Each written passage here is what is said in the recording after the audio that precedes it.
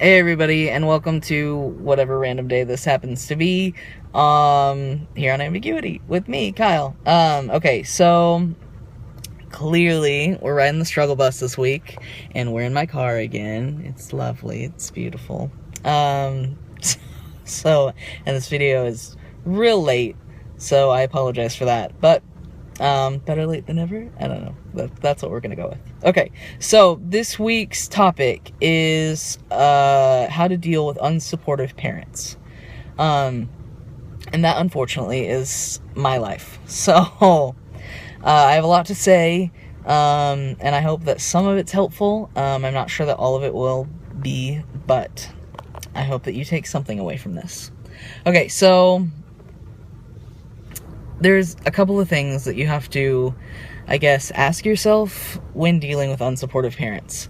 And the easiest but most complicated question is, do you want them in your life or not? And if you decide that you want them in your life, then you've got a long road ahead of you. And if you decide that you don't want them in your life, then that's essentially easy. It's not. It's complicated, but it's easy to a certain extent. You just say, okay, bye, and you're done. And you just keep that cut off. Which, for some people, that's what they do. But for me, that wasn't the choice that I made. That wasn't the decision that I wanted to make. So, I've chosen to keep my unsupportive parents in my life. For a while, I did, however, cut them out. Well, they cut me out. But it was pretty mutual. They didn't want me and I didn't want them. So for a while I was disowned.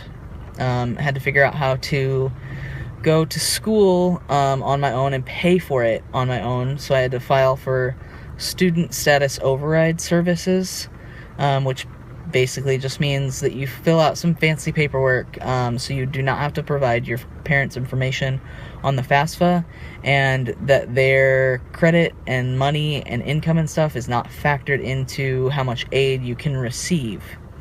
So I had to figure out how to do that the hard way, and how to afford to live on my own when I was 19. And so it's complicated. I would say if you're dealing with unsupportive parents, and I know that it's tricky, and I know that you have to come out when you need to come out, and all of that stuff. I completely understand that. But there is a certain safety issue. You need to make sure that you have a place to go, that you have a place to stay. Unfortunately, living costs a lot of money. And I've learned that the hard way, partly because of me being disowned and my parents being unsupportive of my life, has put me in a lot of financial debt. And which is also kind of why in the gender tag thing that money really means a lot to me.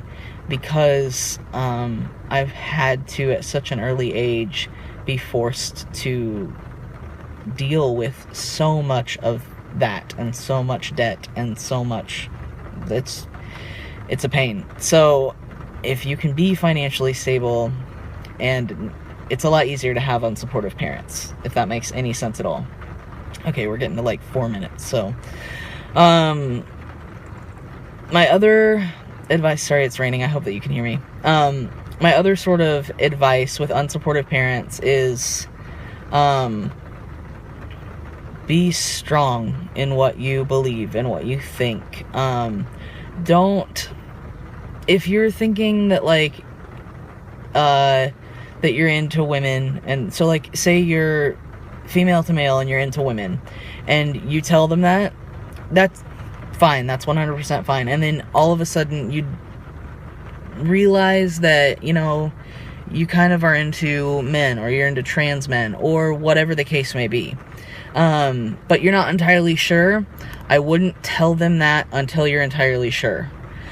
because then it's just going to give the fuel to their fire of unsupportiveness. Like, oh, well, you're so wishy-washy and whatever. I would make sure that, you're 100% positive in whatever you're telling them before you tell them it, because then it just solidifies later down the road when, you are still sticking by what you said.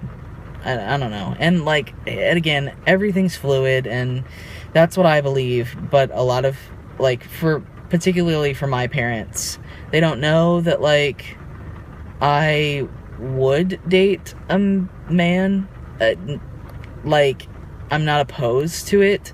I'm not searching for a man to date or anything, and I don't think I ever would, but I'm not opposed to it. But they don't know that, and they don't need to know that, because that would just confuse them. That would just, they wouldn't get it. They wouldn't understand why then I couldn't just be a straight female if I was gonna someday end up with a guy, maybe.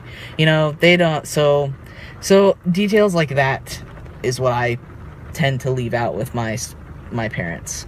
Also, you have to realize that people's versions of support are different.